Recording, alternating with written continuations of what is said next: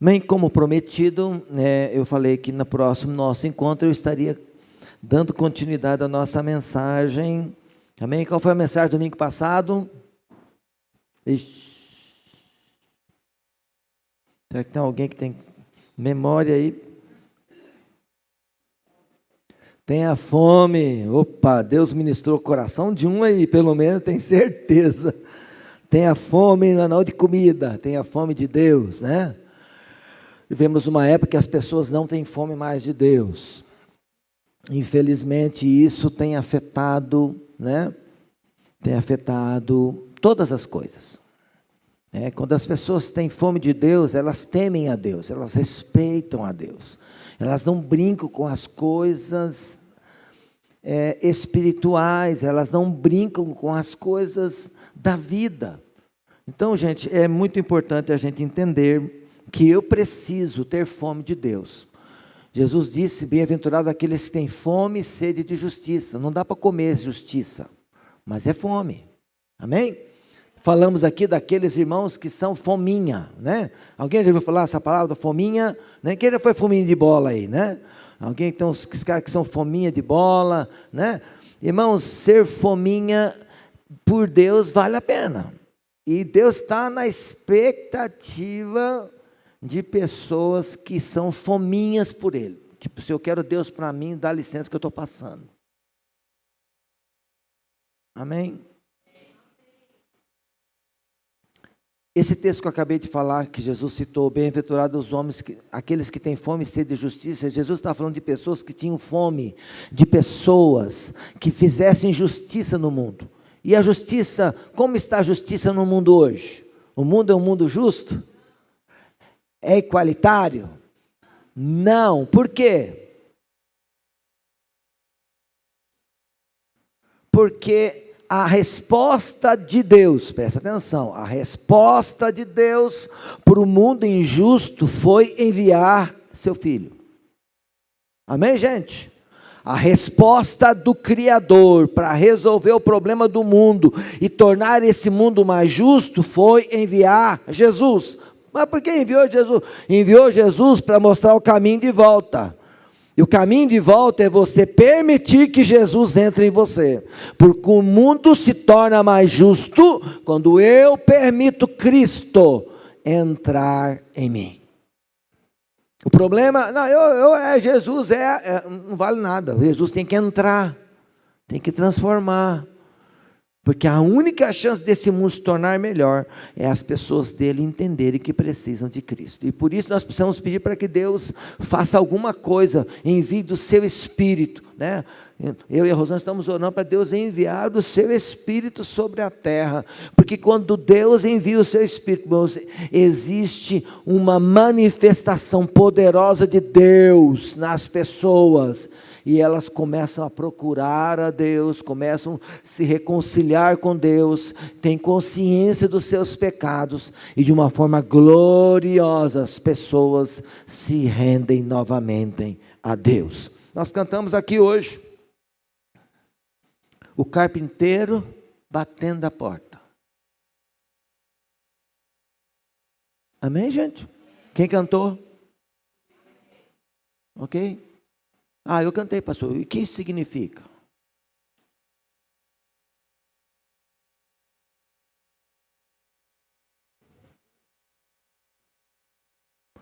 A Bíblia diz em Apocalipse, Deus falando assim, eis que estou, e se alguém ouvir a minha voz e abrir a porta, entrarei em sua casa. Que casa? Casa do meu coração. Eu sempre digo que o lugar que existe mais trevas é o nosso coração. Nosso coração precisa da luz de Cristo. E se eu não abrir o meu coração, ele vai ficar cheio de trevas. E infelizmente, as trevas corrompem, né, a nossa maneira de viver. E nós vamos continuar a nossa mensagem. E eu gostaria que você abrisse a sua Bíblia em Apocalipse capítulo 2. Nós vamos mudar o texto hoje. Domingo passado nós lemos Deuteronômio capítulo 8, e hoje nós vamos ler Apocalipse 2, de 1 a 7.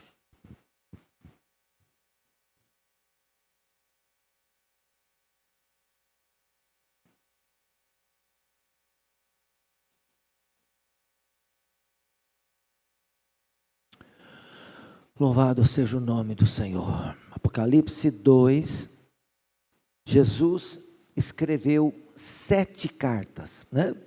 Você não sabia que Jesus também tem 7 cartas pequenas, mas cartas muito objetivas para 7 igrejas.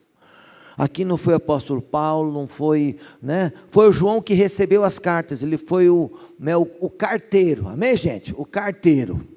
O cara que recebeu a carta foi o apóstolo João. E ele estava na ilha de Patmos, exilado por causa da palavra de Deus, por causa de ser uma testemunha viva. Todos os outros apóstolos já haviam morrido, todos. Só João estava vivo. Para quem não sabe, João era o mais novo da equipe de Jesus, né? Ele devia ter aí 15, 16 anos quando ele foi atraído a Jesus para o discipulado, né? Tem gente que pensa que os apóstolos eram tudo madurão já. Não, eram tudo novos. Segundo a história, parece que o único casado era Pedro. Pedro tinha uma sogra já, né? Então a informação que a gente tem é que Pedro era o casado, mas os outros provavelmente eram todos eles ainda, né, se preparando, né, para casar. Então eram novos, e João era o mais novinho, era o mais garotão. Porém, né, ele foi o único que morreu de morte natural, e ele chegou aproximadamente aos anos 90, né, 20 anos depois da destruição de Jerusalém. Vamos ler o texto? Ele está aqui na ilha de Patmos, e ele teve uma visão, e Jesus envia, né, 7 cartas. E para que você que não sabe, a primeira carta foi dada à igreja de Éfeso. E a igreja de Éfeso era a igreja que João era pastor. João era o pastor da igreja. Só que ele foi preso e enviado para a ilha. Aí Deus manda uma carta para a igreja dele. E a igreja dele era a igreja referência. Era a maior igreja, a melhor igreja. Muitos apóstolos passaram ali, apóstolo Paulo, né, teve uma participação tremenda. Se você ler o livro de Atos, se tem um lugar onde Deus fez muitos milagres através dos apóstolos, foi na cidade de Éfeso. E vamos ver aqui o que Deus está dizendo para esta igreja. Ao anjo da igreja em Éfeso, escreva, João, estas coisas diz aquele que conserva na mão direita as 7 estrelas, e anda no meio dos 7 candelabros de ouro. Conheço as obras que você realiza. O primeiro recado que Deus dá à igreja. Tanto o seu esforço como a sua perseverança. Sei que você não pode suportar os maus, e que pôs à prova os que se declaram apóstolos e não são, e descobriu que são mentirosos. Você tem perseverança e suportou provas por causa do meu nome, sem esmurecer. Tem, porém, contra ti o seguinte: você abandonou o seu primeiro amor. Lembre-se, pois, de onde caiu, onde você caiu. Arrependa-se e volte à prática das primeiras obras. Se você não se arrepender, virei até você e tirarei o seu candelabro do lugar dele. Mas você tem a seu favor o fato de que odeia as obras dos nicolaítas, as quais eu também odeio. Quem tem ouvidos, ouça o que o Espírito diz às igrejas. Ao vencedor darei o direito de se alimentar da árvore da vida, que se encontra no paraíso de Deus. Pai, te louvamos pela tua palavra que foi lida, e nós queremos compreender o que o Senhor deseja ministrar na nossa vida nesta manhã, Pai. Pai, nós queremos que o Senhor restaure no coração de cada um aqui a fome e a sede por Ti. Deus, se existe alguma coisa que não está em conformidade com a Tua palavra, com a Tua vontade na nossa vida, nós queremos crescer, nós queremos, ó Deus, aprender, nós queremos refletir, nós queremos sair daqui melhores do que adentramos aqui. Pai, em nome de Jesus, ministra este ambiente, cada coração, cada casa espiritual aqui hoje, tenha a oportunidade de não ver apenas o Senhor batendo a porta, mas que possamos ouvir a Tua voz e abrir a porta, e permitir que o Senhor entre e restaure aquilo que está quebrado, aquilo que está, ó Deus, entenebrecido, todas as trevas do nosso coração que estão impedindo o Senhor fazer Tua vontade, venham se manifestar e que possamos compreender qual seja a boa, agradável e perfeita vontade do Senhor. Obrigado, Senhor, em nome de Jesus. Amém. Lembra-te onde caíste e arrepende-te e pratique as primeiras obras. A pergunta que eu fiz domingo passado é: como eu posso voltar a ter fome por Deus? Como eu posso encontrar um caminho para ter novamente fome por Deus?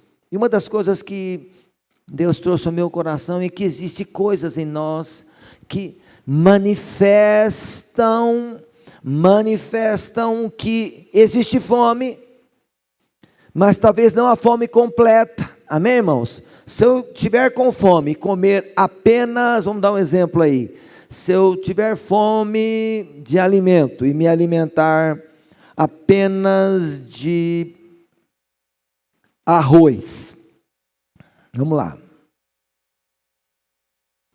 durante aí 5 anos da minha vida, eu comer apenas arroz,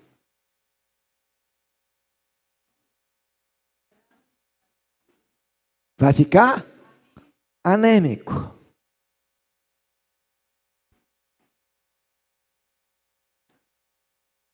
Se eu comer só alface, arroz estava até bom, né? Dá para colocar um alhozinho. Um alface, pastor, alface, O Yosef mesmo ia morrer de fome, que ele come alface assim, com muito esforço, uma folhinha, e quando a Rosana coloca ele... Irmãos, é até divertido ver ele comer alface. Ele pega, dobra a folha, vai dobrando em tamanho menor possível, põe... e já coloca uma carne, um arroz para mudar o paladar.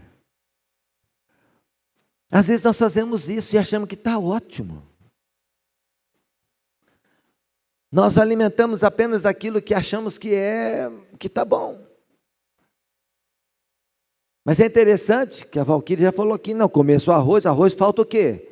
Falta proteína, não tem ferro, não tem sais minerais, vai ter aí no máximo aí vitamina B. Mas não tem todas as outras vitaminas essenciais para o corpo. E espiritualmente, às vezes nós fazemos a mesma coisa. Eu vou na igreja, é bom,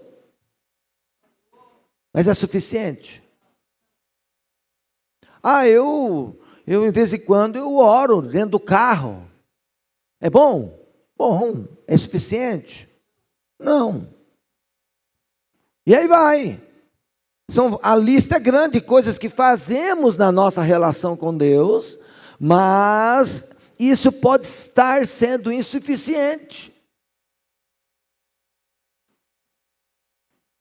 O salmista Davi está orando, falando com Deus, ele já tem um relacionamento com Deus, surge uma situação na vida dele, o que ele fala? Eu tenho sede do Deus vivo. Por quê? Porque está faltando alguma coisa desta presença de Deus na vida dele. Ele não está satisfeito com aquilo que ele já tem, que ele já recebeu, que ele já conheceu. Ele quer mais.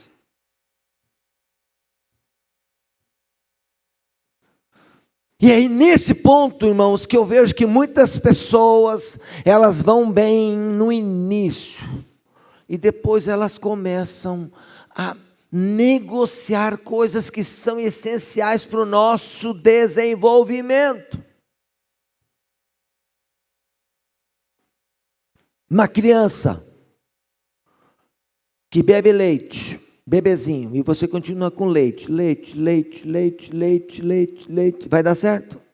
Ela vai crescer, ela vai ter deficiências gravíssimas, porque ela precisa começar a mastigar, porque isso, como diz a Rosângela, se ela não mastiga, ela não desenvolve alguns músculos, e depois ela tem dificuldade até para aprender a falar.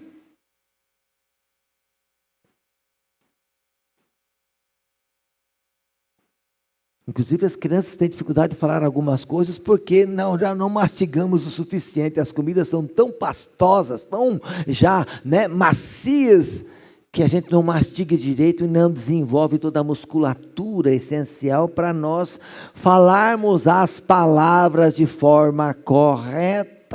Espiritualmente é a mesma coisa. Estou trazendo paralelos para que você entenda, porque não adianta eu tentar me ajeitar, porque eu preciso descobrir qual é o alimento correto para este momento. Cada momento da sua vida você precisa de um alimento adequado para o crescimento. Pastor Paulo fala, olha, eu dei para vocês leite porque o alimento sólido vocês não estavam prontos para receber.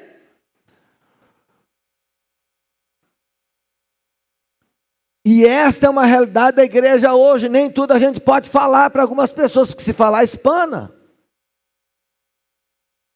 Espana. E mãe, tem igreja que não fala tudo não, sabe por quê? Ele quer a igreja cheia.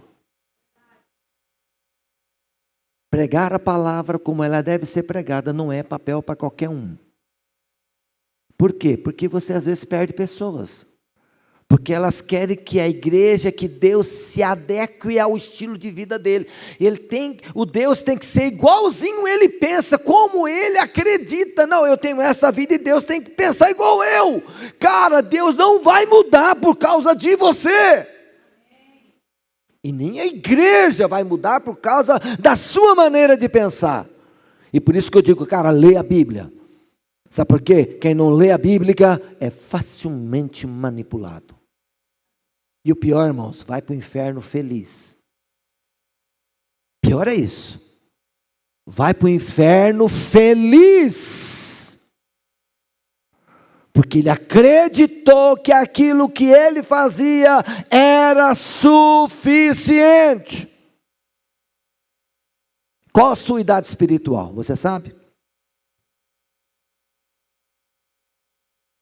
Você precisa saber qual idade espiritual você tem. Porque se você for uma criança de 1 ano, você precisa continuar tomando leite. Mas se você for uma criança de 3 anos, você precisa mudar a alimentação. Se for de 6, é outra alimentação. Se for 10, é outra alimentação. Que idade espiritual é a sua? Pastor, mas tem isso? Tem. Tem idade espiritual. Qual a sua idade espiritual? Se eu for perguntar aqui, a maioria não sabe. Por quê?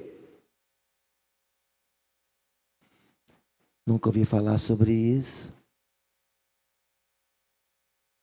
Amém. Hoje você já ouviu pela primeira vez. Então, não fale que você nunca ouviu falar sobre isso. Mas tem uma maneira de descobrir? Tem. Tem. Tem níveis de maturidade. Tem crescimento. Se tem crescimento é porque tem estatura. E se tem estatura, tem idade. Qual é a sua idade espiritual?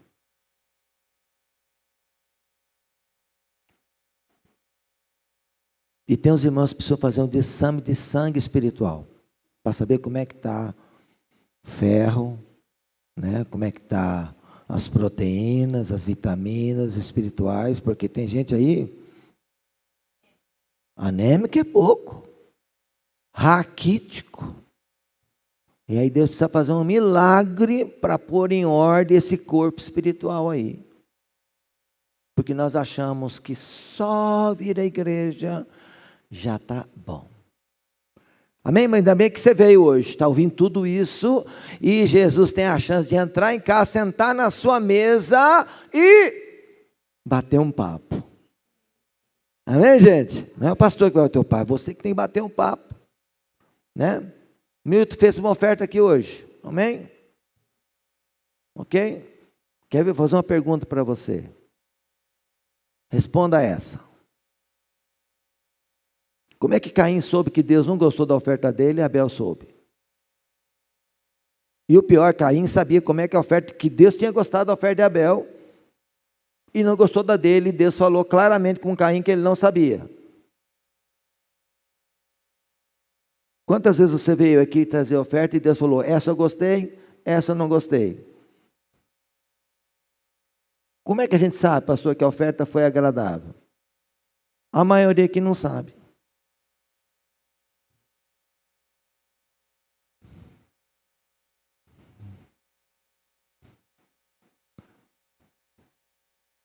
Amém, gente?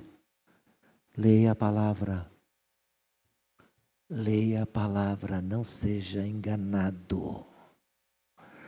Se você não sabe algumas coisas, não se deixe enganar por aquilo que quer, de alguma forma, desvirtuar você. E eu não vou te dar resposta, sabe por quê? Porque eu quero que você tenha fome e sede de Deus. Eu quero que você se satisfaça na fonte, que é Cristo. Fonte de todas as riquezas espirituais.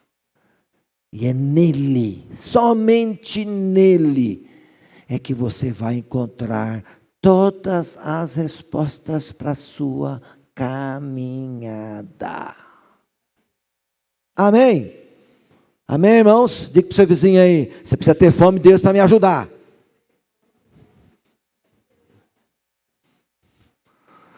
Porque sozinho, a pior coisa que tem é você estar sozinho na guerra. E outra, pastor, eu estou sozinho, o que eu faço? Vem para a igreja, já melhora um pouco. E no pior dos casos, acaba o culto, pastor, estou com um problema aqui, me ajuda a tomar uma decisão. A gente pode juntar com você, orar por você, e cara, seja humilde. Não, eu me garanto, não te garante não. Não vai que não vai chegar lá. Procure ajuda. Arranje um amigo espiritual. Por que Jesus mandava dois e dois? Porque surgiam situações que um precisava consultar o outro. E Jesus disse, onde 2 ou 3 estiverem reunidos no meu nome, ali estarei no meio. Ele traz respostas. E quando não tem, dobra o joelho, Deus vai falar de algum jeito. Deus vai mostrar, Deus vai dar uma direção através de sonhos, visões, Deus vai mostrar.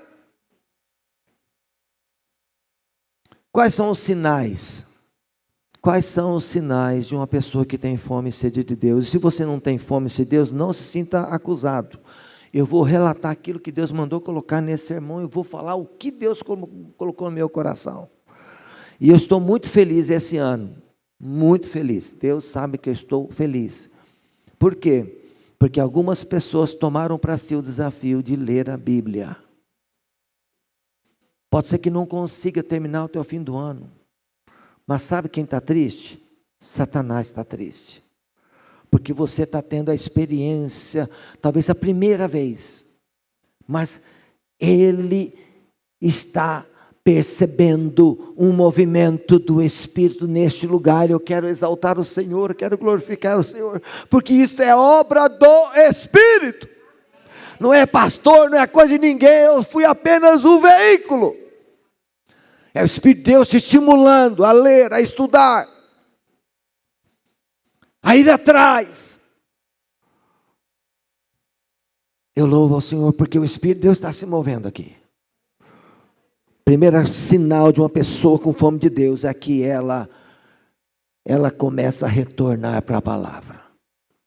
Irmãos, uma pessoa que não lê a Bíblia, que esperança tem essa uma pessoa dessa? Que esperança tem? Eu estive, essa semana teve reunião do Conselho de Pastores, eu estou indo no Conselho de Pastores, é a segunda terça-feira do mês, e eu estive terça-feira ouvindo uma palavra para os pastores da cidade. E incrível que o sermão terminou com o texto de Deuteronômio 8, que nós usamos aqui no domingo passado. Mas ele falou uma coisa, irmãos, que tem a ver com o sermão de hoje. O tema do sermão era 5 coisas que você pode fazer para cooperar com o movimento do Espírito. Se nós queremos no mover do Espírito, então nós temos que cooperar. Deus não vai fazer se eu não quero. Assim como eu não vou comer se eu não tiver fome. Quando eu estou doente com gripe, o apetite vai embora, irmãos. Como é que você põe comida para dentro de um cara sem apetite? E a gente está até aprendendo que a pessoa às vezes perde o apetite porque o corpo está tentando se organizar. Ele não consegue digerir muitos alimentos porque ele está tentando se arrumar e ele está confuso. Não posso deixar de comer, mas é normal comer pouco, porque o corpo está em guerra. E está usando todo o esquema para tentar resolver.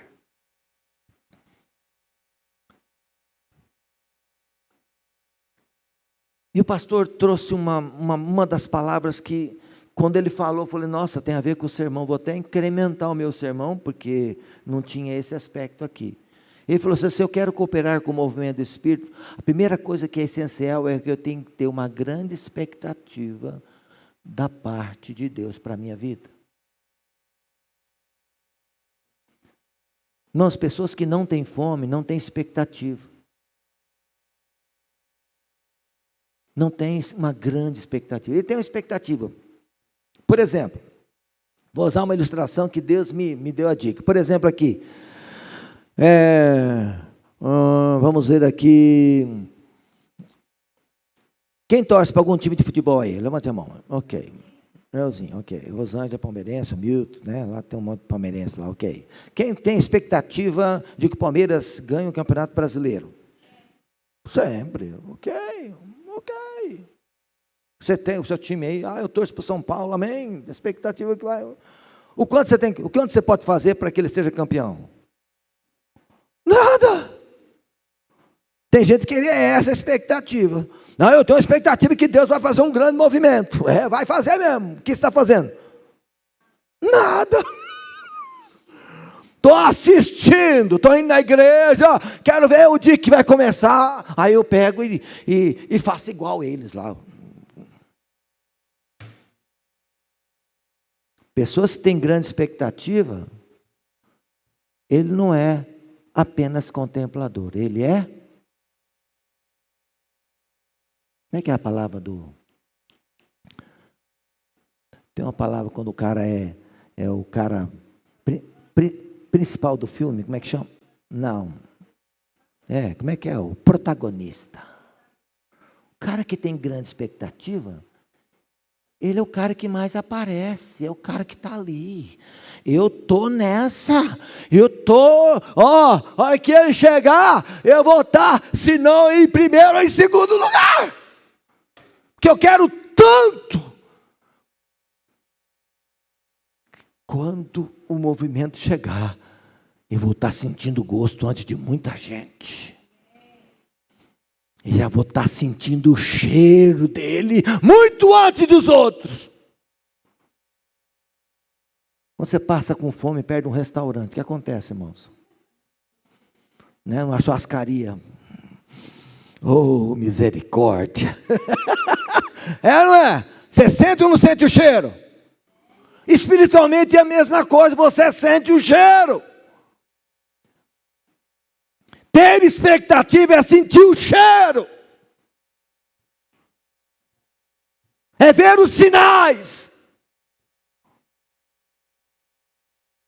Primeira coisa que é sinal é a pessoa que decide, eu vou.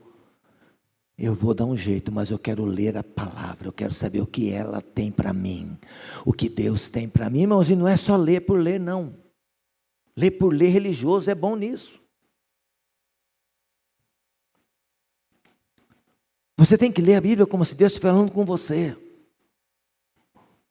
Você tem que ler a Bíblia como se você, ao ler a Bíblia, você terminou de ler, alguma coisa mudou. Alguma coisa aconteceu. No mínimo, nossa, que texto interessante, né? E eu gosto de Bíblia, sabe por quê, irmão? Porque eu vou riscando tudo. E eu estou lendo a Bíblia, numa Bíblia diferente, e ela tem um espação grande do lado. Irmão, eu estou rabiscando. Por quê, irmão? Porque eu quero marcar o que é que Deus falou comigo quando eu estava lendo. Eu quero que fique gravado. Eu escrevendo, eu lendo novamente, eu sendo ministrado, eu estou escrevendo e estou lendo novamente, conferindo. E até sonhando que alguém um dia pegue essa Bíblia e Deus usa as minhas anotações para ministrar alguém.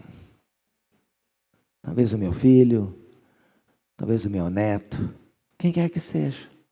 Alguém possa olhar ali e veja, esse cara tinha fome de Deus.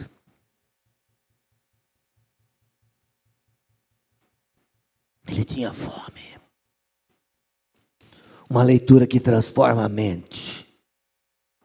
Porque não adianta nada ler e a mente continuar do mesmo jeito, pensando um monte de besteira, vendo um monte de coisa, de asneira, e a mente precisa ser transformada. Escondi a tua palavra do meu coração para não pecar contra ti. Salmo 119. Quer ver um salmo que fala sobre o valor da palavra? Leia o Salmo 119. É o menorzinho. 176 versículos. Mas é riquíssimo em lições sobre a minha vida. Me lembro, em 1988, eu estava lendo o Salmo 119. Coloca aí, Salmo 119, verso 67, coloca lá.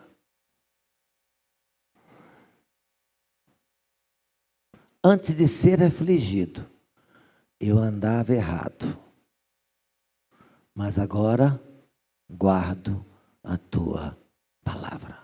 Antes de eu ter lutas, quem anda com Deus tem lutas, amém, gente?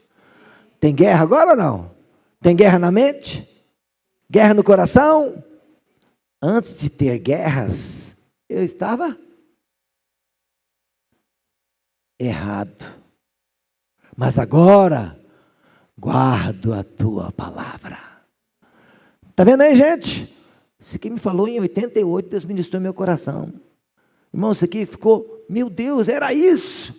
Irmão, eu estava numa guerra na minha mente tão grande, e esse versículo trouxe uma resposta. Ó, você não tinha luta antes. Antes você era um religioso, membro de uma igreja, tomava a ceia, tocava lá na frente, mas você estava perdido. Você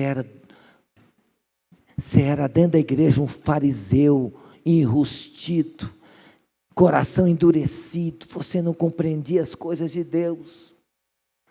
Mas agora, Lael, agora eu consegui quebrar. Você abriu a porta e eu consegui entrar. E agora eu vou tirar as trevas do seu coração, e isso implica guerra. Porque as trevas não querem entregar você e eu. Onde o alimento entra, as trevas precisam sair. E à medida que você permite que Deus escreva os seus mandamentos, as suas leis dentro de você, meu irmão, é um processo dolorido. Deus prometeu lá para os profetas, eu mesmo escreverei as minhas leis nos seus corações, e eles serão meu povo. Deus quer escrever no seu coração, não apenas você ler, mas Ele quer implantar o seu Filho dentro de você. Sabe quem é Jesus? É a palavra viva, que quer entrar dentro de mim, de vocês, tornar-se um Cristo, um pequeno Cristo dentro de cada um de nós. E aí vai ser um Cristo com a cara do Lucas, um Cristo com a cara da Débora, um Cristo com a cara da Priscila, um Cristo com a minha cara, com o seu nome, mas é um pequeno Cristo implantado. O salmista diz, Salmo 1, verso 2, antes tem o seu prazer na lei do Senhor e nela medita de dia e de noite. Prazer, qual é o seu prazer maior? O prazer daquele que tem fome e sede de Deus é o tempinho para falar, para ouvir Ele, para conversar, para ter um momento de meditação, de estar ali sendo ministrado. Irmãos, pode ser um versículo, mas se tiver fome e sede de Deus, aquele versículo vai pegar você. Porque tem fome, tem sede. Uma pequena pitada já faz os olhos brilharem. Amém, irmãos? Amém? Segunda coisa importante, que é também normal numa pessoa que... Está anotando aí? Então, segundo, retorno à prática das disciplinas espirituais. Quais são as disciplinas espirituais?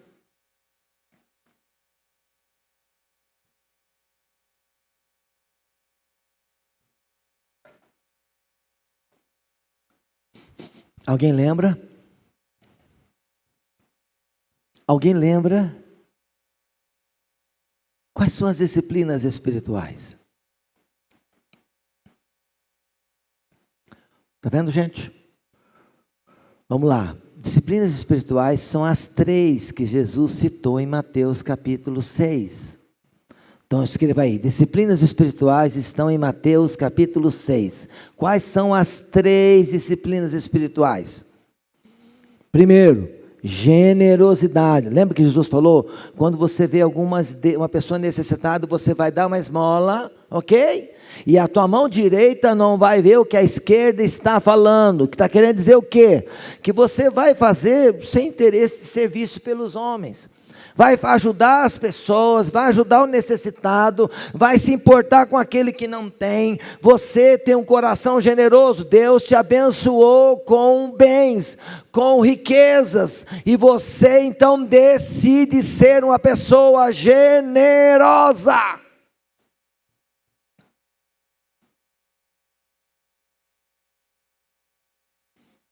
Amém, irmãos? Toda pessoa que tem fome de Deus, ela não perde a sensibilidade. Irmãos, quem já foi tentado a perder a sensibilidade aqui? É ou não é? Quem já deu algo para alguém, essa pessoa fez uso errado, aí você falou, eu vou dar de novo. É ou não é, gente? Ser generoso. Diga para o seu vizinho aí, você precisa ser generoso, generosa. Não, eu não dou mais nada, pastor, porque os caras vão jogar dinheiro fora. Não, dá um lanche, né? Ajuda a pessoa, estende a mão. Às vezes dar dinheiro é ruim, mas continue sendo generoso, dê um jeito de continuar sendo generoso. Tome cuidado, a falta de generosidade é um sintoma de gente que está perdendo a fome. Não se importa com mais ninguém. Qual a última vez que você foi generoso? Bem generoso.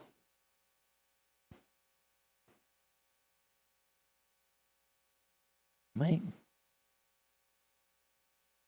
Amém? Ah, pastor, mas eu não quero dar dinheiro para as pessoas. Então, procura o pastor Adilson e dá uma oferta especial para a construção, nós estamos precisando. Amém, gente?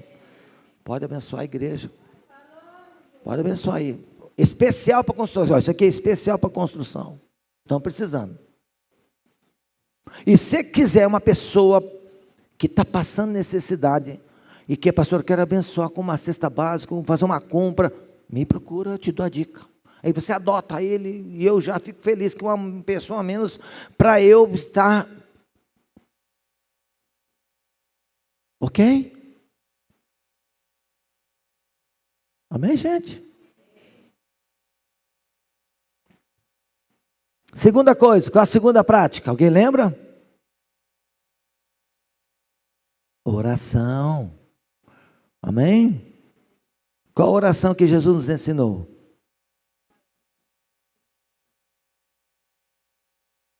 Ok?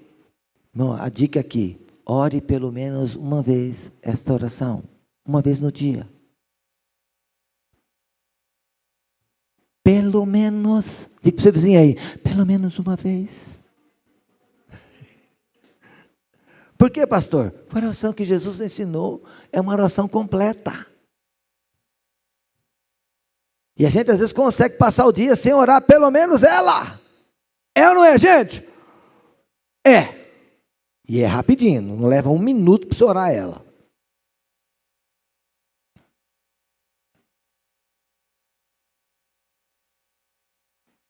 Vai dormir? Ai, Pai nosso que estás no céu, santificado seja o teu nome. Oração completa, irmão. Deus não quer aquela oração de 10 horas, 2 horas. Deus quer comunhão, sim. Às vezes a gente tem que gastar mais tempo com oração, sim, mas à medida que a gente vai crescendo, aí vai aumentando o nível, o tamanho de oração, vai aumentando. Mas quem está começando, começa como? Começa com a simplicidade. Começa com a oração que Jesus ensinou, ela é a oração completa. Mas não faça igual muita gente, Pai nosso do céu, santificado seja o teu nome. Para nossa acabou a oração. Né? Não, vai assim, Pai nosso que estás nos céus. Imagina Deus no céu sentado no trono. E Ele agora está olhando para você. Eu estou aqui embaixo, Ele está lá em cima. Santificado seja o teu nome. Deus, eu quero mais. Eu quero tornar santo o teu nome nesta terra. Venha a nós o teu reino. Deus, governa esse fraco homem. Esse homem vacilante muitas vezes. Deus faz dele um homem firme, constante, perseverante. Venha o teu reino, governa a minha vida. Seja feita a tua vontade, assim na terra como no céu. Deus, revela a tua vontade. Qual é a tua vontade? Se você descobrir qual é a tua vontade para o dia de amanhã, você já ganhou o dia. Qual é a vontade de Deus para segunda-feira? Todos os dias Deus tem uma vontade para você. Seja feita a tua vontade, assim na terra, como está escrita no céu. Aí vai mais, pão nosso cada dia nos dá hoje, provisão. Perdoa as nossas dívidas assim como nós perdoamos os nossos devedores. Quer dizer, falar de relacionamentos, eu não posso ter ressentimentos, não posso ficar guardando, aquele cara não quer nem ver na minha frente. Cara, ora por ele. Começa a orar por ele. Deus, eu não quero ver na frente, mas se vier, eu quero ter um coração cheio de perdão por ele. Cheio de amor por ele. Eu não quero ter reservas com ele. E aí vai, faça a oração pensando. Terminou a oração, irmãos? Amém. Pois teu é o reino, o poder, a glória para sempre. Amém. Alguém pode se opor a um plano de Deus? De forma nenhuma. E, para encerrar, jejum. Irmãos, uma das formas de você falar assim, ó, corpinho, hora de ter fome de Deus. Como? Vai ficar sem comer. Irmão, você sabia que o maior problema de pessoas que têm pecados ocultos tem a ver com a falta de experiência com o jejum? Irmãos, o jejum é uma arma violenta contra o inferno. Faça um jejum. Comece a fazer devagar, mas comece a fazer, gaste um dia por semana. Tem o seu dia, não, esse é o meu dia de jejum, eu vou jejuar. Qual é o seu dia de jejum? Não tem? Mas estabeleça. Hoje é o meu dia de estar com o Senhor o dia inteiro. Eu vou ter um tempo com o Senhor. Ah, pastor, meu trabalho é muito pesado. Pega o dia mais tranquilo. Quem me ensinou isso? Meu pai, em 1988, falou, filho, pega o dia mais tranquilo. Amém, gente? Meu dia mais tranquilo era o sábado, eu trabalhava até 1h da tarde. Então eu falava, jejua no sábado, filho, mais tranquilo, você vai ter 1 horinha em casa, um tempo em casa, né, para ter um momento com Deus, né, de oração, de ler a Bíblia, separa esse dia. Ele fala, domingo não, tá, filho? Domingo é o dia de comer com a mamãe, com o papai, né? É o dia de estar em família, reunido, é o dia de descanso. Não, esse dia é o dia do Senhor, então nesse dia não jejue. Olha só, bom conselho não é? Bom conselho. Imagina todo mundo da casa comendo o melhor, a refeição da semana e você jejuando. Você tem que estar muito ruim para ter que fazer isso, sabe? Mas pode acontecer. Né? Pode acontecer. Jesus jejuou 40 dias, só com água.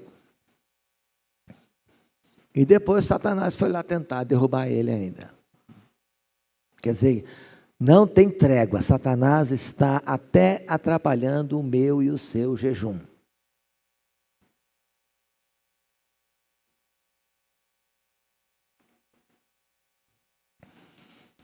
E 3. Primeiro, sinal, retorno à palavra. Segundo, retorno às práticas, a prática das disciplinas espirituais, generosidade, oração e jejum. Comece a fazer isso, devagarinho, sem muita pressão. Irmãos, Deus não é um Deus irado, Ele é um Deus Pai. Mas quando Ele vê alguém dizendo assim, quero ter fome de Deus, prepare. Você vai começar a ter experiência. Deus, eu desafiei uma pessoa aqui do grupo de homens para fazer um jejum. E estava aqui eu e ele, ó, só que se prepara, que pode vir luta, hein? Irmão, não deu outra, chegou segunda-feira passada, pastor, vem cá, preciso conversar com você. Irmãos, não, a coisa mais linda de se ver é quando você se aproxima de Deus, você dá um passo em direção a Deus. Sabe o que acontece? Deus está aqui, irmãos. Sabe o que Ele faz? Ups, alguém com fome. Alguém com fome.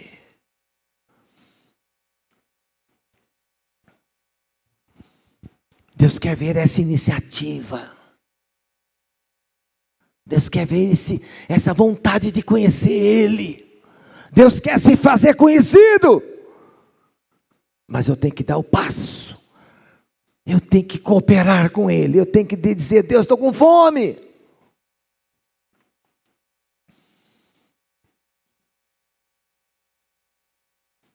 Lucas, o que você faz para deixar a garota mais animada com você?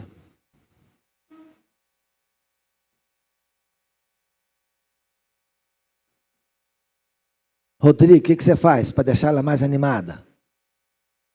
Hã?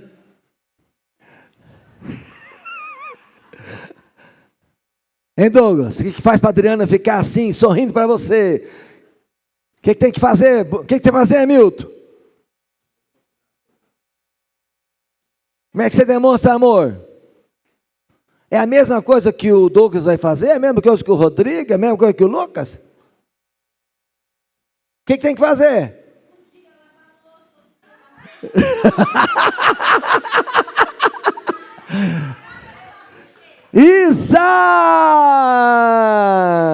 Irmão, você tem que conhecer a garota para saber qual é a maneira, né? Ontem a Rosângela, sexta-feira, viajou, né?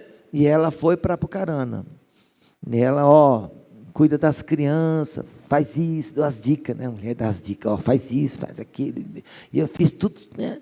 Só que tem uma coisa que ela não falou, mas eu sabia que se ela chegasse em casa e a coisa não tivesse do jeito que ela gosta, a coisa ia dar ruim. O que eu fiz?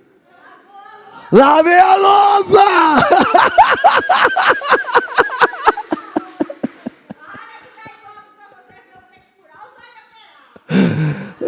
Mas é você conhecer, ela vai chegar, vai ver essa louça aqui, vai dar ruim.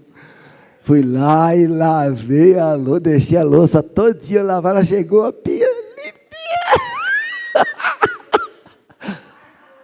Não guardei não deu tempo, não deu tempo. Fui só lavei e deixei escorrendo lá. Mas já tá bom. Mas já o pior para ela é o quê?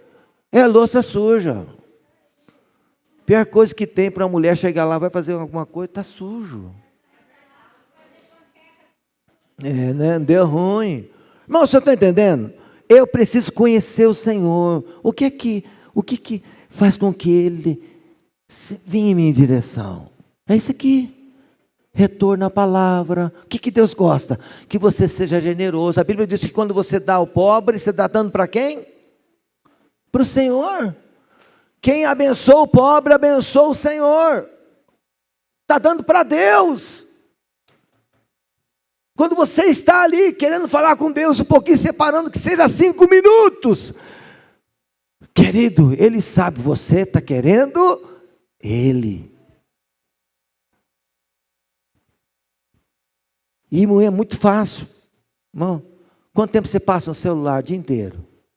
Ou na frente da televisão? Irmãos, põe o celular lá. Né? Desliga a televisão. Usa o sofá para falar com o Senhor. Sentou ali, hoje não vou ligar a TV não. Eu vou falar com o Senhor hoje. Não falei com Ele ainda.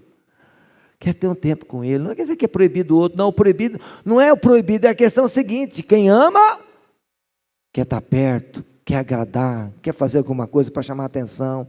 Você quer que a tua esposa seja feliz? Invista nela. E como disse a Rosana, são muitas coisas, muitas variantes. E Deus? Deus gosta que você seja criativo. Seja criativo.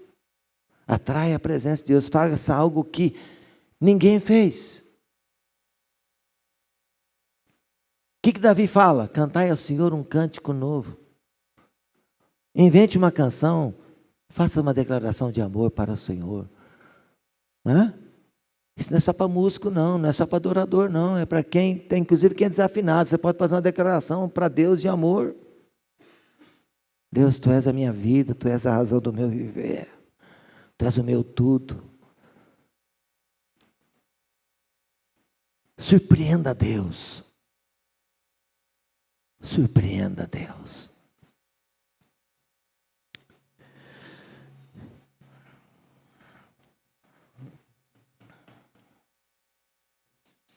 Coloca lá para mim, para encerrar, Apocalipse 2:5.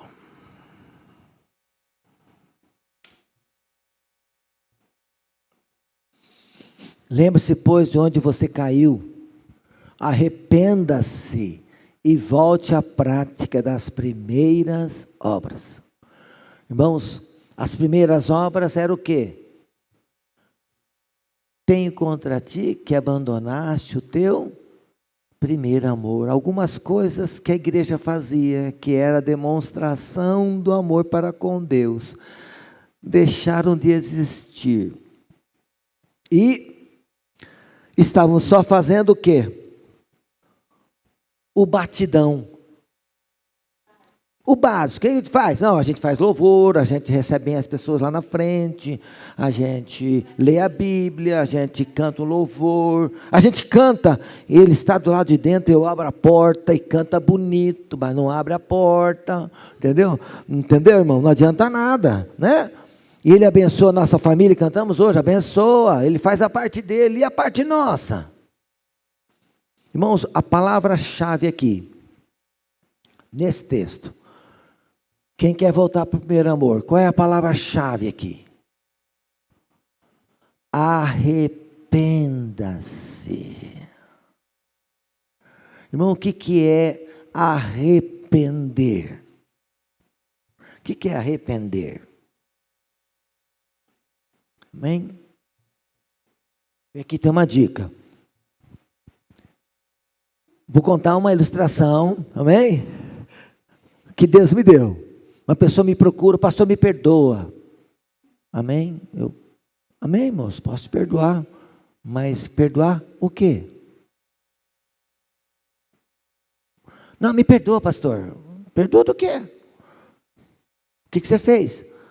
Não, eu só quero pedir perdão.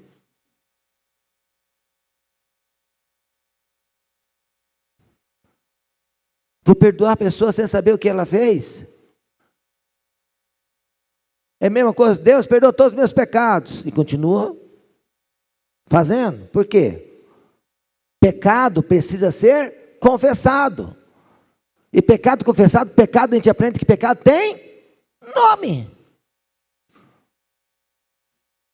O que você fez, irmã? Irmão, o que você fez? Ah, pastor, eu falei mal do senhor. Opa, aí tudo bem. Agora é diferente. Não difamarás o seu irmão. É pecado mesmo? É ou não é? Qual é o parâmetro para arrependimento? Não existe arrependimento sem um parâmetro. O que você está se arrependendo? Existe um parâmetro que direciona o que eu preciso pedir perdão. Agora imagina uma pessoa que não conhece a Bíblia. Ela vai se arrepender como? Se ela não tem os parâmetros. Por isso, irmãos, que eu peço, leia a Bíblia. Por quê? A hora que você lê a Bíblia, Deus me perdoa, eu fiz isso aqui. Quem já leu a Bíblia e pediu perdão por aquilo que você fez? É ou não é? A gente vai se arrependendo no processo. A gente vai lendo, meu Deus, já fiz isso aqui. É ou não é? Não existe arrependimento sem o parâmetro. O que você está pedindo perdão? Irmãos, e é por isso que eu digo, não adianta. Como é que eu vou retornar? Você pode pedir perdão por aquilo que eu ensinei aqui hoje. Mas os detalhes que estão só aqui, como é que eu vou pedir para você se arrepender? Não tem como encurtar o caminho. Não tem como encurtar o caminho. Eu só tenho como dar direções. Eu dou a direção e você, amém, pastor, entendi. Amém? Coloque-se de pé.